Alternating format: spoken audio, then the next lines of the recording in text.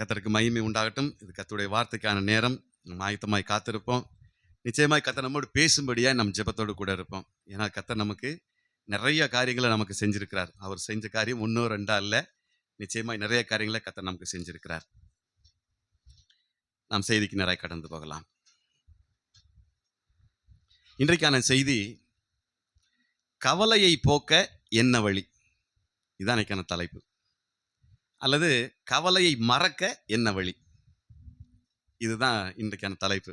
கொஞ்சம் வித்தியாசமாக தான் இருக்கும். நம்ம செய்தி தலைப்பு எப்பயுமே வித்தியாசமாக தான் இருக்கும். இன்றைக்கு இந்த உலகத்தில் வாழ்கின்ற எல்லா மனுஷருக்கும் ஏதோ ஒரு கவலை இருக்கத்தான் செய்கிறது. அது எதுவாக வேண்டுமானாலும் இருக்கலாம். ஏதோ ஒரு கவலை. இன்னும் சொல்ல போனால், கவலை இல்லாத மனுஷனே இந்த பூமியில் இல்லை, அப்படி கூட சொல்லலாம். உண்மைதானே?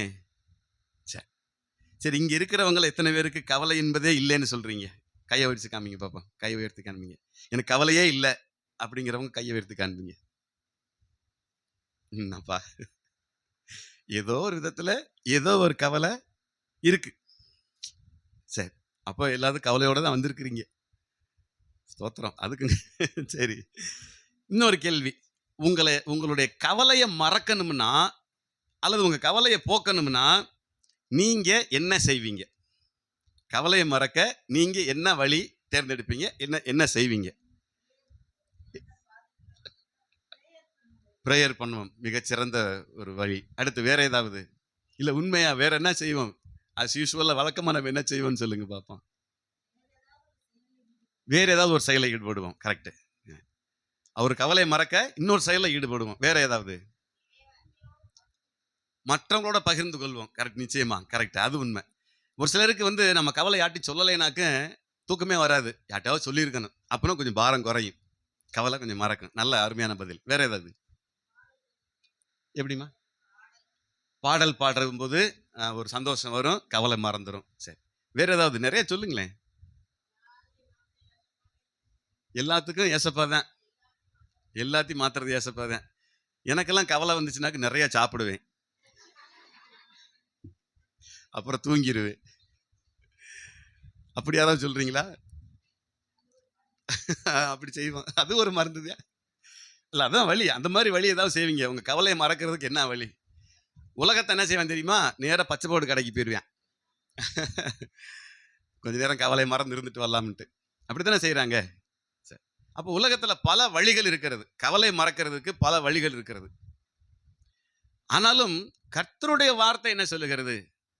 கர்த்தருடைய வார்த்தை பரிசுத்த வேதத்திலிருந்து கடவுள் உங்களுக்கு என்ன சொல்றாரு, உங்க கவலையை மறக்க, கவலையை போக்க என்ன வழி சொல்றாரு அப்படிங்கிறத இன்னைக்கு செய்தியை எடுத்து வாசிப்போமா? நீதிமொழிகளின் புத்தகம் 12ஆம் அதிகாரம் வசனம் 25. மனுஷனுடைய இருதயத்தில் உள்ள கவலை அதை ஒடுக்கும், நல்வார்த்தையோ அதை மகிழ்ச்சியாக்கும். நல்வார்த்தையோ அதை மகிழ்ச்சியாக்கும். என்ன சொல்லிருக்கு? மனுஷனுடைய இருதயத்தில் உள்ள கவலை அதை ஒடுக்குமா? எதை ஒடுக்கும்? இல்ல, இங்கே பதில் இருக்கு, இந்த இருதயத்தை. அப்ப மனுஷனுடைய இருதயத்தில் உள்ள கவலை, கவலை எங்க இருக்கான்? இருதயத்துல தான் கவலைப்படுறோம், மனசுல கவலைப்படுறோம். இருதயங்கிறது மனசை குறிக்கும். இந்த மனசுல கவலைப்படும் போது இந்த கவலை இந்த இருதயத்தை ஒடுக்குமா அப்படின்னு வசனம் சொல்லுது தெளிவா. கவலைப்படுறவங்களை பார்த்தீங்கன்னா சோ டயர்டு, ரொம்ப சோர்ந்து போயிருப்பாங்க. என்னடா ரொம்ப கவலையா தெரியுறீங்க அப்படின்னு கேட்பாங்க. பார்க்கும்போது ரொம்ப கவலையா இருக்க மாதிரி இருக்கே அப்படிம்பாங்க. ஏன்னா சோ டயர்டு, ரொம்ப சோர்ந்து போய் அப்படியே சோர்வா இருப்பாங்க. பாருங்க, இது மெடிக்கல் ரீதியாக என்ன சொல்றாங்கன்னா, ஒரு மனுஷனுக்கு கவலை வருகிற பொழுது அவனுடைய இருதயம் படபடப்பு அதிகமாகும். நிரூபிக்கப்பட்டிருக்கிறது. எப்படி கவலை வர்ற மனுஷனுக்கு இருதய படபடப்பு அதிகமாகும், பிளட் ப்ரெஷர் கூடும் அல்லது குறையும். அதே மாதிரி பிபி வந்துச்சுனாலுமே மற்றது ஆட்டோமேட்டிக்காக வந்துடும். மற்ற இலவச இணைப்பு மாதிரி பிபி வந்துச்சுன்னா ஒன்று வாங்கினா ஒன்று இலவசம் மாதிரி வந்துடும். இது வந்தால் அது வரும், கண்டிப்பாக வரும். அதே மாதிரி மென்டல் டிஸார்டர் ஆகிறதுக்கு கவலை தான் காரணங்கிறான். மைண்டு ஒரு நிலை இல்லாமல் மனசு மாறி போகிறதுக்கு கவலை தாங்க ஆரம்ப ஸ்டேஜுங்கிறான். இது மாதிரி பல காரியங்கள் சொல்லிகிட்டே போகலாம். ஸ்ட்ரெஸ்ஸு, அந்த ஸ்ட்ரெஸ்ஸு வந்துருச்சுன்னா எல்லாமே வந்துடும். ஸ்ட்ரெஸ் வந்துச்சுனாக்க இருதயத்தில் இருக்கிற வால்வுகளில் 4 வால்வுலையும் அடைப்பு வந்துடும். நீங்க பாருங்க 90% போனவங்கள போய் கேட்டு பாருங்க, எப்படிங்க உங்களுக்கு இது நல்ல ஆரோக்கியமா இருந்தீங்களா, எப்படிங்க வந்துச்சு அப்படின்னா, ஒரே ஸ்ட்ரெஸ்ஸுங்க. என்ன பண்றது என்ன பண்றது யோசிச்சு யோசிச்சு கடைசியில பிளாக் ஆயிரும். பிளட் வெசல்ஸ்ல பிளாக் ஆயிரும். 90% அடைப்பு வந்திருக்கு. நிறைய கேஸ் பார்த்துருக்கேன் அப்படி. கர்த்தருக்கு மகிமை உண்டாகட்டும்.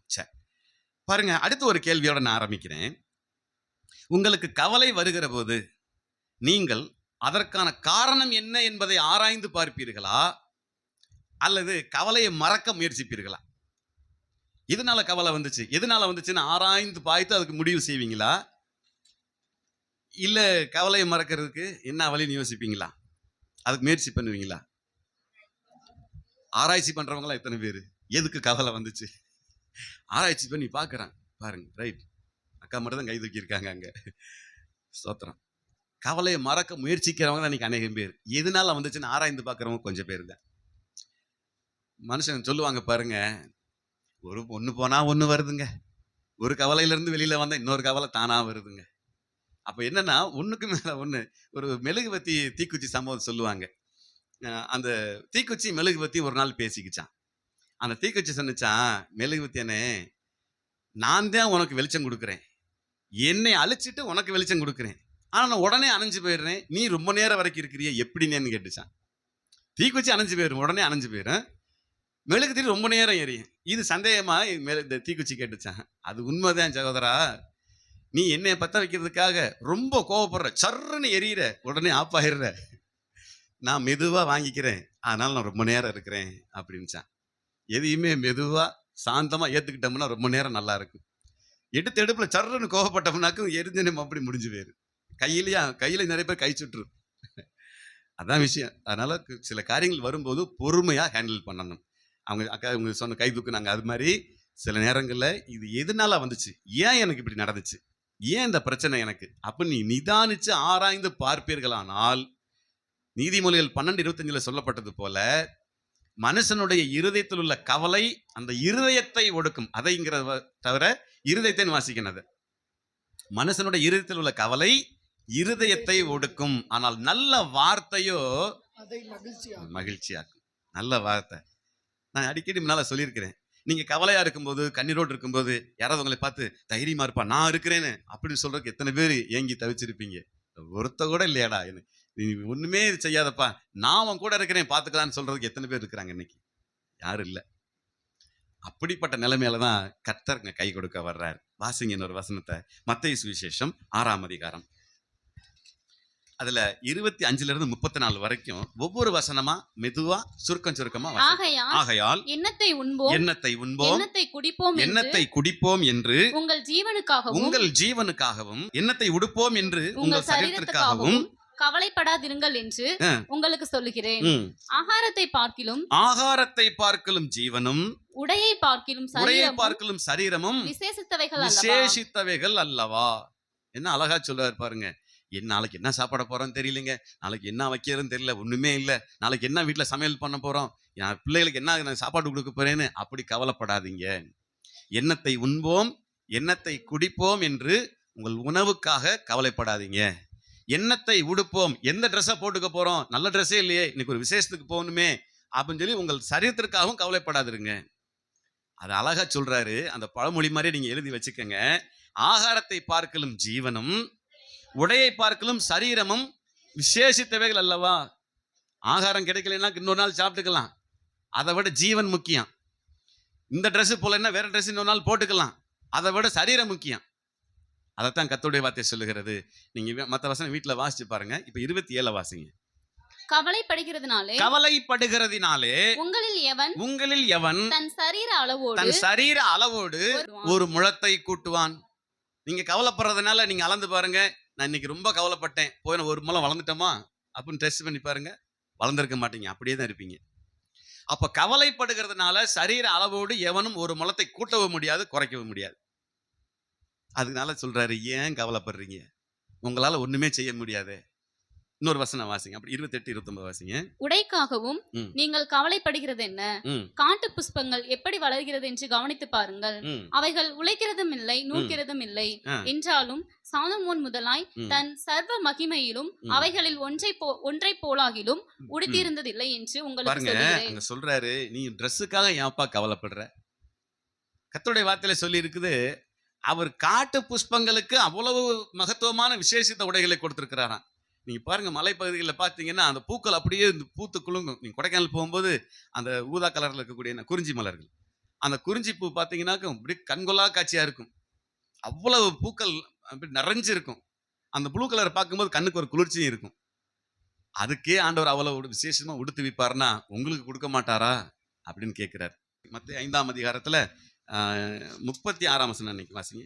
உன் சிரசின் உன் பேரிலும். சிரசின் பேரிலும் சத்தியம் பண்ண வேண்டாம். ஆமா, அதன் ஒரு மயிரையாவது வெண்மையாக்கவும் கருப்பையாக்கவும் உன்னால் முடியாது. பாருங்க, ஒரு முடிய கூட உன்னால வெள்ளையாக்க முடியாது, ஒரு முடிய கூட கருப்பாக்க முடியாது. இன்னைக்கு கருப்படிச்சோம்னா ஒரு மாசத்துல சாயம் போயிரு. ஒரு முடிய கூட உன்னால கருப்பாக்க முடியாது, நீ ஏன் கவலைப்படுறேங்கிறாரு. இப்ப அந்த வசனம் ஒத்து போகுது பாருங்க. லூக்கா 12:26 சொல்லும்போது, மிகவும் அற்பமான காரியம் முதலாய் உங்களால் செய்யக்கூடாது இருக்க மற்றவர்களுக்காக நீங்கள் கவலைப்படுகிறது என்ன? ஒரு முடிய கூட உன்னால கருப்பாக்க முடியல, அப்புறம் ஏன் நீ மத்தது கவலைப்படுறேன்னு கேட்கிறாரு. உண்மைதானே?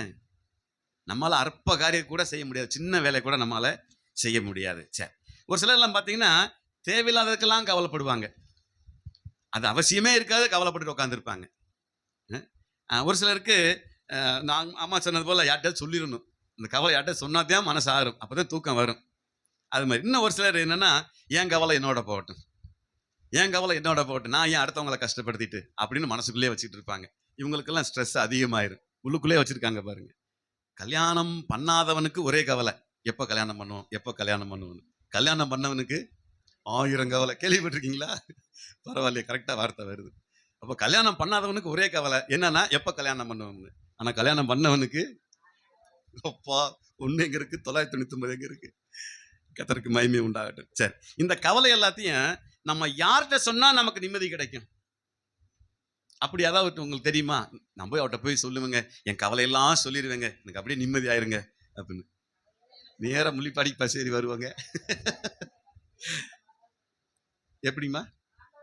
ஆண்டவர்கிட்ட சொல்லணும். சரி, அதனாலதான் பிலிப்பியர் 4ஆம் அதிகாரத்துல 6, 7 வசனங்கள்ல சொல்றாரு, நீங்கள் ஒன்றுக்கும் கவலைப்படாமல் எல்லாவற்றையும் குறித்து உங்கள் விண்ணப்பங்களையும் ஸ்தோத்திரத்தோடு கூடிய ஜெபத்தினாலும் வேண்டுதலினாலும் தேவனுக்கு தெரியப்படுத்துங்கள். அப்ப உங்களுக்கு கவலை வரும்போது நீங்க எதுக்கும் கவலைப்படாம தேவனுக்கு தெரியப்படுத்துங்கன்னு சொல்றாரு. இப்ப அங்க 1 பேதுரு 5:7 வாசிட்டு அப்புறம் இங்க வரும் 7ஆம் வசனம் வருவோம். 1 பேதுருல 5ஆம் அதிகாரம் 7ஆம் வசனம். அவர் உங்களை விசாரிக்கிறவரானபடியால் உங்கள் கவலைகளை எல்லாம் அவர் மேல் வைத்து விடுங்கள்.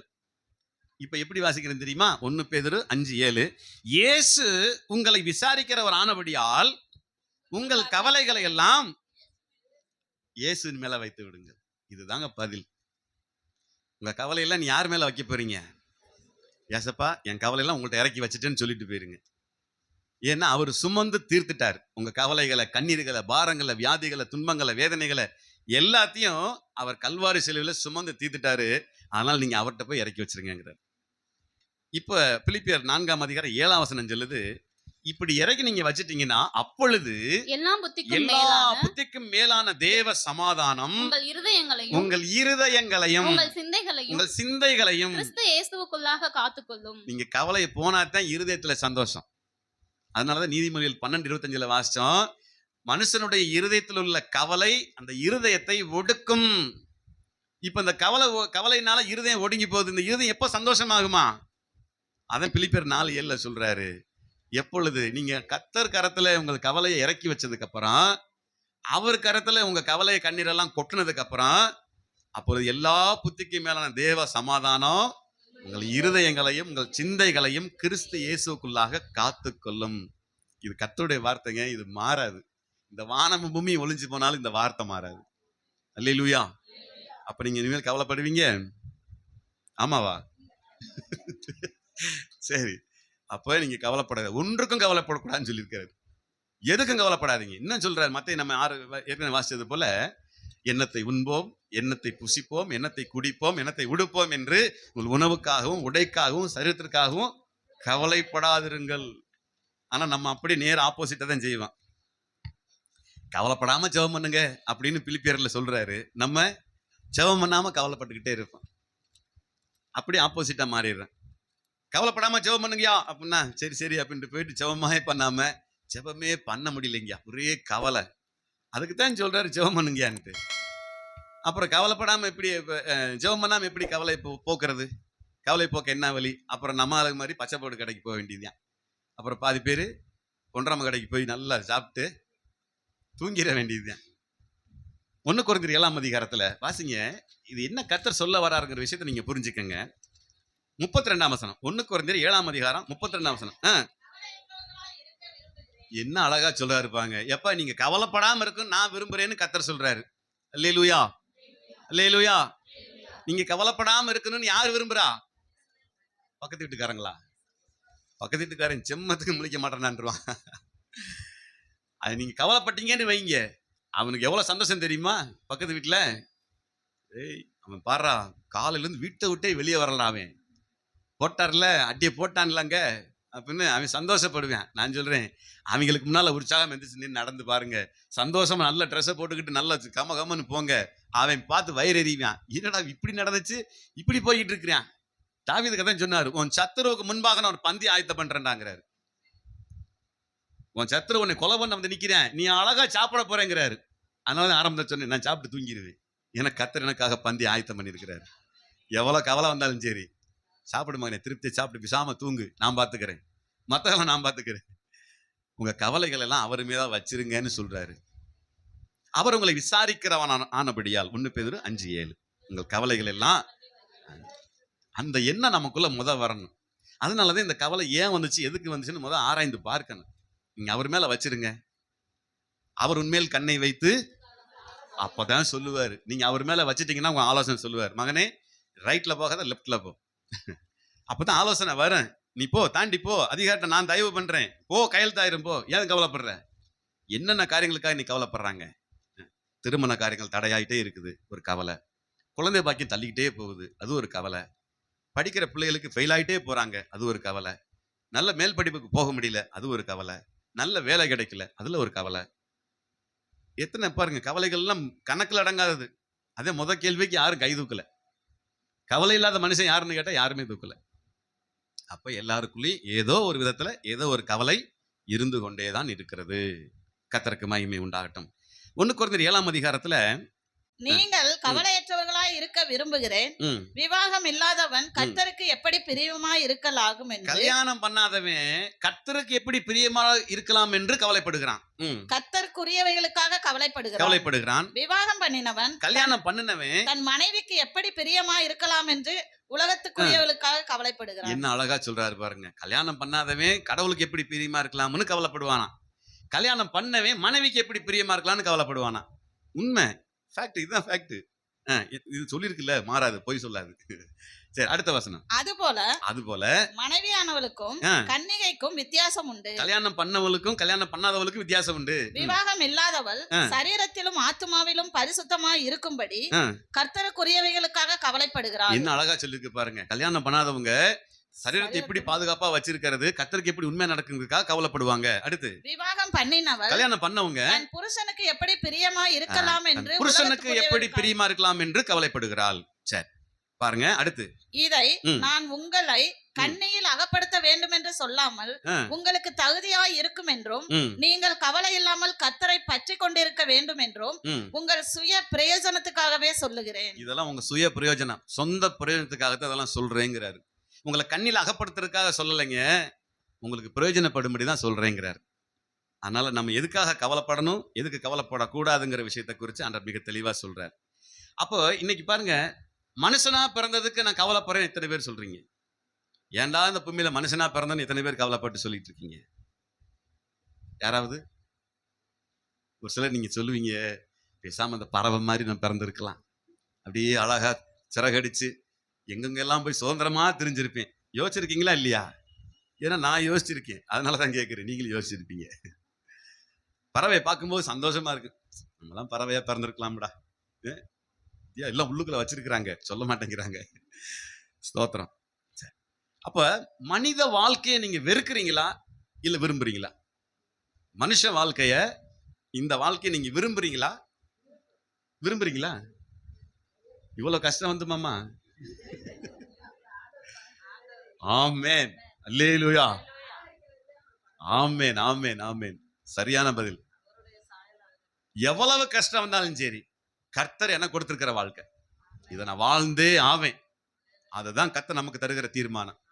அதை விட்டுவிட்டு கவலைப்பட்டு கலங்கி ஒடுங்கி உள்ள போய் உட்காந்து தாடி வளர்த்து என்னடமோ ஆயிருக்கு கடைசியில.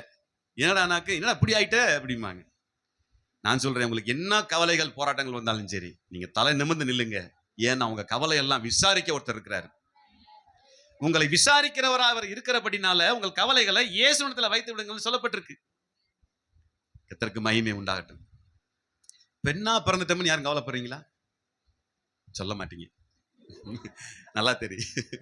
சொன்னோம்னாக்க சரி, நிறைய பேர் அப்படி என்கிட்டே சொல்லியிருக்கிறாங்க, நான் ஏன்டா பொண்ணா பிறந்தோம் அப்படின்னு சொல்லி கவலைப்பட்டவங்க உண்டு. இப்ப இல்ல, அது 17 வருஷத்துக்கு முன்னால. ஸ்தோத்திரம். இப்போ ஊழியத்தினுடைய ஆரம்பம் கொஞ்சம் ஜெபம் பண்ணாங்க. அவங்க வயசு 50 வயசுக்கு மேல இருக்கும். அந்த மாதிரி நிறைய பேர் அதுக்கப்புறம் சொல்றதை நான் கேட்டேன் நான். ஏன்னா அவங்க அவ்வளவு பாடுகள் அனுபவிக்கிறாங்க, ஒரு குடும்பத்தினுடைய பாரத்தை சுமக்கிறாங்க. ஒரு குடும்பத்தை நடத்தக்கூடிய அந்த அந்த எல்லா பக்குவமும் அவங்கள்ட்ட இருக்கணும். எத்தனை எதிர்ப்புகள், எத்தனை போராட்டங்கள், அது சொல்லப்போனால் அதுக்கு இன்னொரு செய்தி எடுக்கணும். அதுக்கு கர்த்தருக்கு மகிமை உண்டாகட்டும். சரி, நான் சொல்றேன், நீங்கள் விரும்பினாலும் நீங்கள் விரும்பாவிட்டாலும் தீர்மானிக்கப்பட்டது நடந்தே தீரும். அல்லேலூயா. உங்களுக்குன்னு தீர்மானிக்கப்பட்டது நிச்சயமாக நடந்தே தீரும். மாற்றமே கிடையாது. நான் விருப்பப்பட்டதுனாலதான் நடந்துச்சு இல்லை, நீங்க விரும்பாட்டி நடக்கும். கர்த்தருக்கு மகிமை உண்டாகட்டும். சங்கீதம் 90 9:10 சொல்றாரு. 10ஆம் வசனம் பாருங்க. அது நேரம் நமக்கு இல்ல, சுருக்கமா வாசிக்கும். 10ஆம் வசனம் மட்டும். எங்கள் ஆயுசு நாட்கள் 70 வருஷம், பலத்தின் மிகுதியால் 80 வருஷமா இருந்தாலும் வருத்தமும் சஞ்சலமுமே, அது மேன்மையானது வருத்தமும் சஞ்சலமுமே. அது சீக்கிரமாய் கடந்து போகிறது, நாங்களும் பறந்து போகிறோம். நாங்களும் பறந்து போவோம், சீக்கிரமாய் கடந்து போயிடும். நீங்க பாருங்க, 2026 இப்பதான் ஆரம்பிச்ச மாதிரி இருந்துச்சு. இப்பதெல்லாம் வாக்குத்தத்தம் வாங்கி உள்ள வச்ச மாதிரி இருந்துச்சு. 7 மாசம் ஆகி போச்சு. இன்னும் 5 மாசம் தான் இருக்கு. இல்ல 4.25 மாசம் தான் இருக்கு. வருஷம் முடிய போகுது. அடுத்த வாரத்துல காலண்டருக்கு ஆர்டர் வந்துடும். பாஸ்டர் காலண்டர் போடலையா அப்படிம்பாங்க. ஏன்னா இப்பதான் இன்னும் வருஷம் முடிய போகுது, ஆரம்பிச்ச மாதிரி இருக்கு, முடிய போகுது. அப்ப காலங்கள் சீக்கிரம் கடந்து போய் கொண்டிருக்கிறது, ரொம்ப சீக்கிரம் ஓடும். கர்த்தருக்கு மகிமை உண்டாகட்டும். சரி, சங்கீதம் 95 நீங்க 1-11 வரைக்கும் குறிச்சிருக்கீங்க. அதுல 6-7 மட்டும் நான் வாசிக்கிறேன். நம்மை உண்டாக்கின கர்த்தருக்கு முன்பாக நாம் பணிந்து குனிந்து முழங்காற்படியிட கடவோம் வாருங்கள். ஏன்? அவர் நம்முடைய தேவன். நம்மை உண்டாக்கின கர்த்தருக்கு முன்பாக நாம் பணிந்து குனிந்து முழங்கால் படியிட கடவோம் வாருங்கள். அவர் நம்முடைய தேவன். சரி, நம்ம மேய்ச்சலின் ஜனங்களும் அவர் கைக்குள்ளாகும்படியான ஆடுகளுமா இருக்கிறோம். அவர் தான் நமக்கு மேய்ப்பர். அவர் தான் நமக்கு கையை பிடிச்சு வழி நடத்திட்டு போற கர்த்தர். ஆனால் அவருக்கு முன்பாக முழங்கால் படிட்டு நீங்க கேட்டீங்கன்னா உங்கள் கவலைகளை, கண்ணீர்களை, பாரங்களை, உபத்திரங்கள் எல்லாம் அவர் இம்மை பொழுதுல நீக்கி போடுவார். அதான் கர்த்தருடைய வார்த்தை சொல்லுகிற சத்தியம்.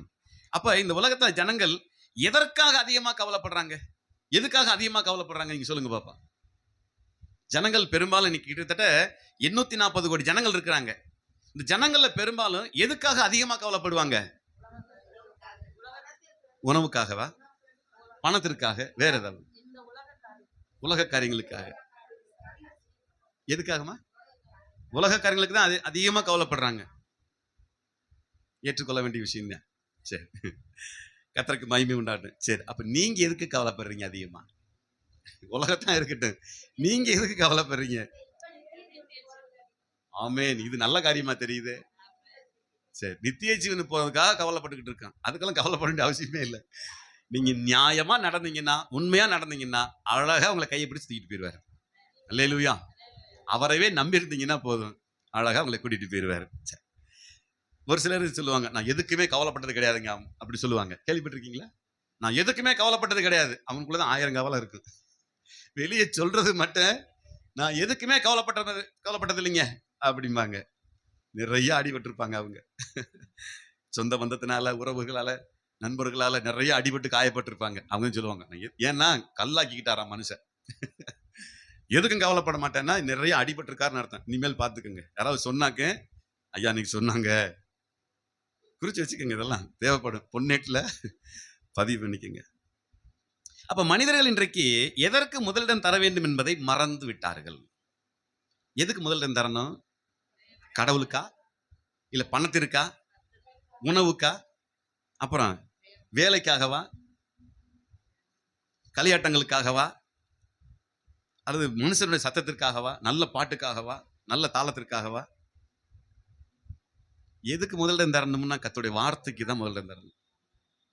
அவருடைய வார்த்தைக்கு ஃபர்ஸ்ட் ப்ரிஃபரன்ஸ் நீங்க கொடுத்தீங்கன்னா, முதல் உரிமை, முன்னுரிமை கொடுத்தீங்கன்னா, மற்ற எல்லாம் எவரிதிங் இஸ் ஓகே, எல்லாமே உங்களுக்கு சரியா நடக்கும்.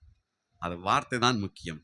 அப்ப இவை எல்லாரும் செய்ய வல்லவராய் இருக்கிற அவருக்கு முதலிடம் தராம, அல்லது நம்ம அவரை தேடாம, நம்முடைய சுய பலத்தை நம்பி கர்த்தர் நமக்கு தந்திருக்கிற சொந்த ஞானத்தையே மூலதனமாக வைத்து இந்த அமைதியை அல்லது கவலையிலிருந்து தருகிற நிம்மதியை தேடுன்னு தேடிக்கிட்டு இருக்கிறாங்க. எங்க தேடினாலும் கிடைக்காது. கவலைக்கான பதில் அல்லது அதுக்கான வழி, கவலை மறப்பதற்கான போக்குவதற்கான வழி உபாயம் எங்க தேடியும் கிடைக்காது.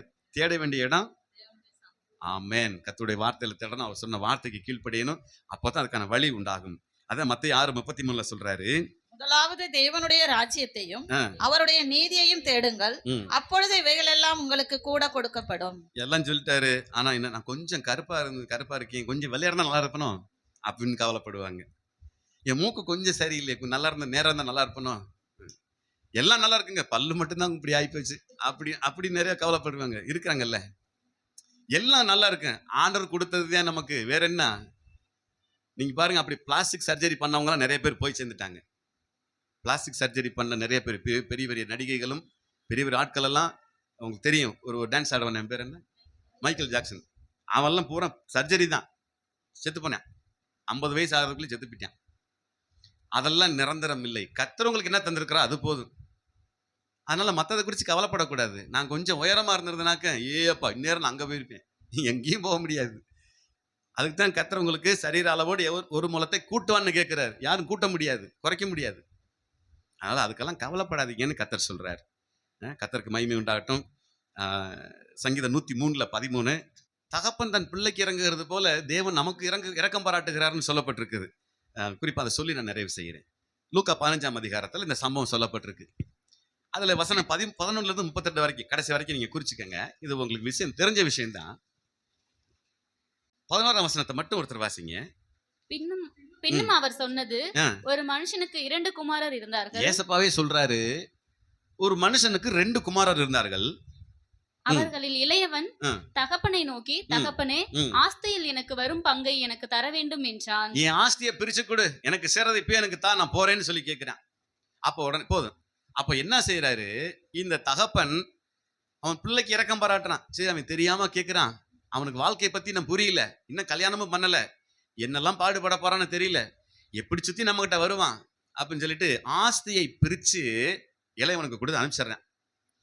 அப்புறம் கதை உங்களுக்கு தெரியும். இவன் போனான், இஷ்டப்படி செலவு பண்ணான், ஊதாரித்தனமா செலவு பண்ணான், பூரா பணமும் தீர்ந்து போச்சு.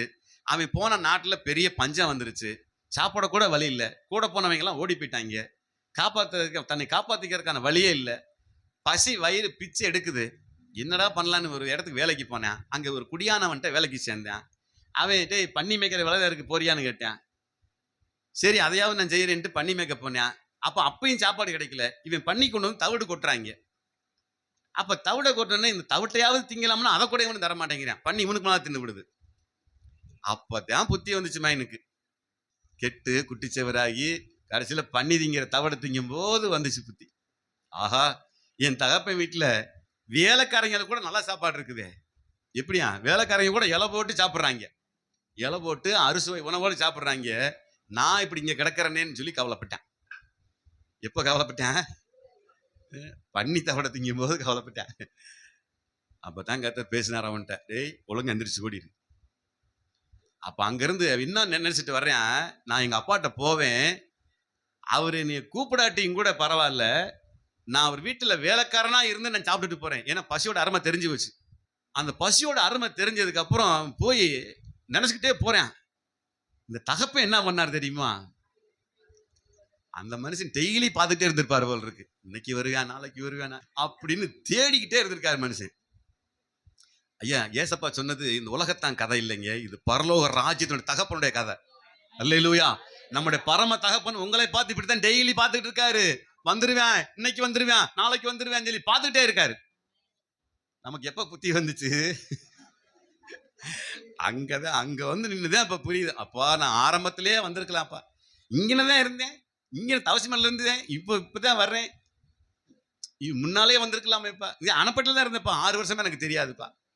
அப்ப என்ன எப்ப புத்தி வருதுன்னா, நம்ம போய் அங்க பிரச்சனையில சிக்கிக்கிட்டு கவலை கண்ணீரோடு இருக்கும்போது, எப்பா என்னை நீ எப்படியாவது நான் வேலைக்காரனா கூட வீட்டுக்கு வந்துடுறப்பான்னு சொல்லி கேட்க வேண்டியது இருக்கு. அப்ப இந்த கவலை வருகிற பொழுது சங்கீதம் 103:15 சொல்லியிருக்கு, தகப்பன் தன் பிள்ளைக்கு இறங்குகிறது போல அவர் நமக்கு இறங்குகிறார் சொல்லப்பட்டிருக்கு. அல்லேலூயா.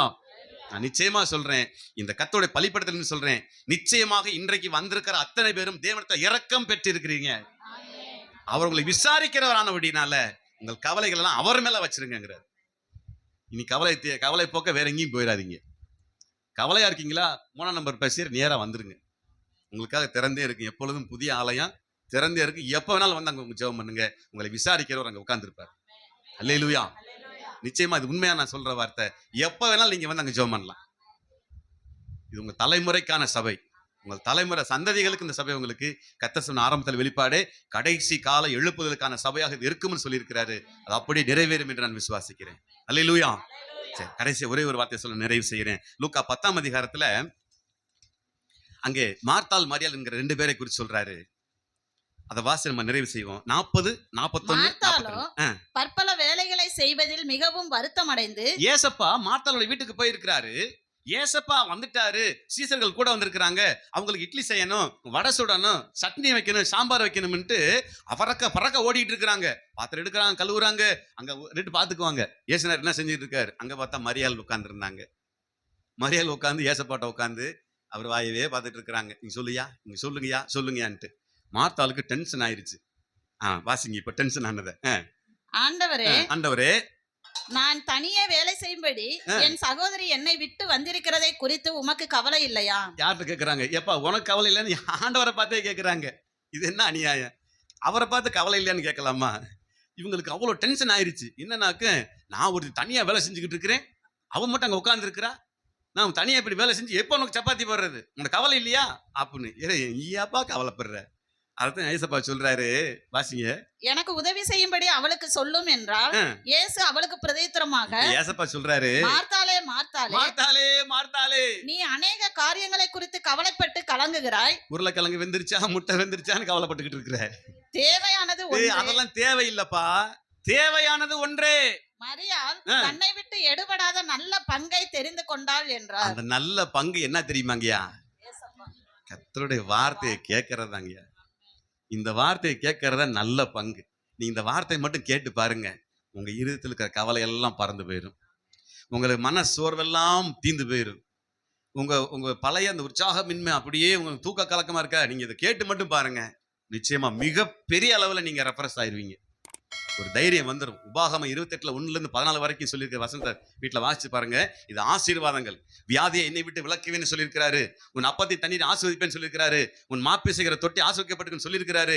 எனக்காக எல்லாம் செஞ்சு முடிக்கன்னு சொல்லியிருக்கிறாருன்னு இது பூரா நீங்க சொல்லி பாருங்க, உங்களுக்கு எவ்வளவுலாம் செஞ்சிருக்கிறாரு. 14 வசனங்கள் அத்தனை காரியங்களும் உங்களுக்கு ஆசீர்வாதமாக சொல்லப்பட்டிருக்கு.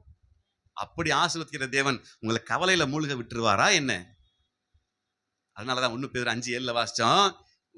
அவர் உங்களை விசாரிக்கிறானபடியால், இயேசு உங்களை விசாரிக்கிறானபடியால். ஆமென் ஆமென். நான் உங்களுக்கு சொல்லுகிறேன், உங்க கவலையை போக்க ஒரே வழி கர்த்தருடைய வார்த்தையை கேட்கறது தான். லூக்கா 6:46, 47, 48. கர்த்தருக்கு மகிமை உண்டாகட்டும். லூக்கா 6ஆம் அதிகாரம். என்னை ஆண்டவரே ஆண்டவரே என்று நீங்கள் சொல்லியும் நான் சொல்லுகிறபடி நீங்கள் செய்யாமற் போகிறது என்ன? இப்ப கேட்கிறாரு ஆண்டவர், சொல்லிருக்காரு, ஏற்கனவே வழியெல்லாம் சொல்லிட்டாரு. உன் கவலை போக்க என்ன வழி சொன்னாரு? உன் கவலை போக்கணும் என்ன வழி சொல்லியிருக்கிறாரு? வார்த்தையை கேளுங்கிறாரு. அவ்வளவுதான். இப்ப நீங்க அதெல்லாம் செய்யாம விட்டுவிட்டு என்னை பார்த்து ஆண்டவரே ஆண்டவரே அப்படின்னு சொல்லி நான் சொல்லுகிறபடி நீங்கள் செய்யாமற் போகிறது என்ன? ஆண்டவரே ஆண்டவரேன்னு சொல்லி கூப்பிட்டு நான் சொன்னபடி நீங்க செய்யாம போகிறது என்ன? என்னிடத்தில் வந்து இப்ப நல்லா கரெக்டா கவனிங்க, எல்லாம் சொல்ல போறீங்க. என்னிடத்தில் வந்து என் வார்த்தைகளை கேட்டு என் வார்த்தைகளை கேட்டு அவைகளின்படி செய்கிறவன் ஆவிலின்படி செய்கிறவன் யாருக்கு ஒப்பாயிருக்கிறான் என்று உங்களுக்கு காண்பிப்பேன். அடுத்து ஆழமாய் தோண்டி கற்பாறையின் மேல் அஸ்திபாரம் போட்டு வீடு கட்டுகிற மனுஷனுக்கு ஒப்பாயிருக்கிறான். ஆமென். அல்லேலூயா. அல்லேலூயா. ஆழமான அந்த கற்பாரின் மேலே தன் வீட்டை கட்டி அவன் அசைக்கப்படாது இருக்கிற வீட்டை உடைய ஒரு மனுஷனுக்கு ஒப்பாயிருக்கிறான். எந்த காரணத்திலும் எந்த சூழ்நிலையிலும் அந்த வீடு அசையாது. கற்பாரின் மேல் அஸ்திபாரம் போட்டு கட்டினவனுக்கு அவன் சமமாயிருப்பான். யாரு? என்னிடத்திலே வந்து என் வார்த்தைகளை கேட்டு அதன்படி செய்கிறவன் பாக்கியவான். அதோட முடிப்போம். எல்லாம் சொல்லுங்க பார்ப்போம். என்னிடத்தில் வந்து என் வார்த்தைகளை கேட்டு அவைகளின்படி செய்கிறவன் பாக்கியவான். மனப்பாடம் ஆயிரணும், போகும்போதே மனப்பாடம் ஆயிரணும். அப்போ எங்க வரணுமா? உள்ளிப்பாடிக்கு வரணும். என்னிடத்தில் வந்து என் வார்த்தைகளை கேட்டு அதன்படி செய்கிறவன் பாக்கியவான். அவன் கற்பாரின் மேல தன் வீட்டை கட்டின புத்தியுள்ள மனுஷனுக்கு ஒப்பா இருக்கிறான் என்று கர்த்தருடைய வார்த்தை சொல்லுகிறது. நீங்க கவலைப்பட வேண்டாம். நீங்க புத்திசாலியா இருந்தீங்கன்னா நீங்க வந்த ஒரு வார்த்தையை கேட்டு அதன்படி செய்வீங்க. இந்த வார்த்தையின்படி செய்கிறவங்களுக்கு நான் சொல்றேன், உங்க ஜீவன் இருக்கிற வரையில கவலை வராது. கவலைப்பட மாட்டீங்க. யார் யாரா கவலைப்பட்டாலும் சரி, நீங்க கவலைப்படவே மாட்டீங்க. நீங்க என்ன சொல்லுவீங்க? கவலைப்படுறவங்களை பார்த்து, ஹே தெரியாத போல இருக்கு விஷயம் அப்படி சொல்லி நீங்க வந்து ஏளனமா நீங்க பார்ப்பீங்க. நீ வா, ஒரு நாள் வந்து பாரு, அவனோட வார்த்தையை கேளு அப்படின்னு சொல்லி நீங்க உற்சாகப்படுத்துவீங்க. உற்சாகம் எந்திரிச்சு நிற்போமா? ஜெபம் பண்ணிடுவோமா? நீங்க சொல்லுங்க, எந்திரிச்சு நின்று சொல்லுங்க. என்னிடத்தில் வந்து என் வார்த்தைகளை கேட்டு அதன்படியே செய்கிறவன் பாக்கியவான். அவனுக்கு கவலையே இருக்காது. ஆமென். அல்லேலூயா. நாம் ஜெபிப்போம். இப்போ கூட உங்களுக்குள்ள கவலை இருக்குன்னு நினைக்கிறேன். நான் சொல்றேன், போகும்போது கவலை இங்க விட்டுட்டு போயிடும். நான் அப்புறம் கூட்டி எடுப்பேன். நான் கூட்டி பார்ப்பேன். நிறைய கவலை இருக்குன்னு பார்ப்பேன். ஸ்தோத்திரம். அதனால அவங்க கவலை எல்லாம் இங்க இறக்கி வச்சுட்டு போறீங்க. இங்க போகும்போது ஃப்ரீயா போக போறீங்க, சந்தோஷமா போக போறீங்க. நாம் ஜெபம் பண்ணுவோம். பரிசுத்தரே, நல்ல தெய்வமே, இந்த நல்ல வேளைக்காக நாங்கள் உமக்கு நன்றி செலுத்துகிறோம். இந்த ஆசீர்வாதமானது ஒரு நல்ல நாளிலே நல்ல வார்த்தைகளை நாங்கள் கேட்ட ராஜா. பரிசுத்த வேதத்தில் இப்படியெல்லாம் வார்த்தைகள் எழுதப்பட்டிருக்கிறதே, அதை நாங்கள் தியானித்து பார்த்த ராஜா. இன்றைக்கு கவலையே இல்லாத மனுஷன் பூமியில ஒருத்தங்க கூட இல்லையே நாங்கள் அறிஞ்சிருக்கிறோம் அப்பா. ஆகிலும் எதற்காக கவலைப்படுகிறோம் தெரியாமே கவலைப்படுறவங்க அநேகர் உண்டு ராஜா. ஆனாலும் எங்கள் கவலைகளையும் கண்ணீர்களையும் போக்க என் தேவனால் கூடும் என்பதை நாங்கள் அறிந்திருக்கிறோம். அவர் உங்களை விசாரிக்கிறவரானபடியால் உங்கள் கவலைகள் எல்லாம் அவர் மேலே வைத்து விடுங்கள் என்று சொல்லப்பட்டிருக்கிறதே. அதன் பிரகாரம் இன்றைக்கு ஒருவேளை எங்கள் இருந்திருக்கிற கவலைகளை, பாரங்களை எல்லாம் உடைய கரத்துல நாங்கள் இறக்கி வச்சுற ராஜா. அங்கிருந்து போகும்போது ஆண்டவரே, ஒரு பரிபூர்ணம் பெற்ற, ஒரு சமாதானம் பெற்ற மனுஷனாக, கவலை பாரமெல்லாம் நீங்கின மனுஷனாக நான் போக வேண்டுமே. எனக்கு உதவி செய்யுங்க அப்பா. நம்முடைய பிள்ளைகள் செய்கிற விண்ணப்பங்கள் சத்தத்தை கர்த்தர் கேட்டு பரிபூர்ண நன்மைகளாலும் ஆசீர்வாதங்கள் நிரப்பும்படி நம்முடைய கரத்தில் நாங்கள் ஒப்பு கொடுத்து ஜெபிக்கிற ராஜா. இன்றைக்கு வந்தவர்கள் ஒருத்தர் கூட வெறுமனே திரும்பி போகாதபடி நம்முடைய பரிபூர்ணமான சந்தோஷத்தையும் சமாதானத்தையும் மன நிறைவையும் பெற்றுக்கொண்டு செல்ல கர்த்தர் உதவி செய்வீராக. அற்புதமாய் ஆச்சரியமாய் நடத்துங்க. கிருபை கூடவே இருக்கட்டும். கரத்தில் ஒப்பு கொடுக்கிறோம். இன்னுமாய் வருகிற நாட்களில் செய்ய வேண்டிய எல்லா காரியங்களையும் கர்த்தர் எங்களுக்கு முன்பாக செய்து கொடுக்கும்படி நம்முடைய கரத்தில் எங்களை அர்ப்பணித்து நாங்கள் ஜெபிக்கிறோம். பிள்ளைகளோடு கூட இருங்க, பெரிய காரியங்களை செய்யுங்க. எல்லா துதியும் கனமும் மகிமையும் உமது ஒருவருக்கே செலுத்துகிறோம். இயேசு கிறிஸ்துவின் வல்லமையுள்ள நாமத்தில் வேண்டிக் கொள்கிறோம் எங்கள் பரலோகத்தின் நல்ல பிதாவே.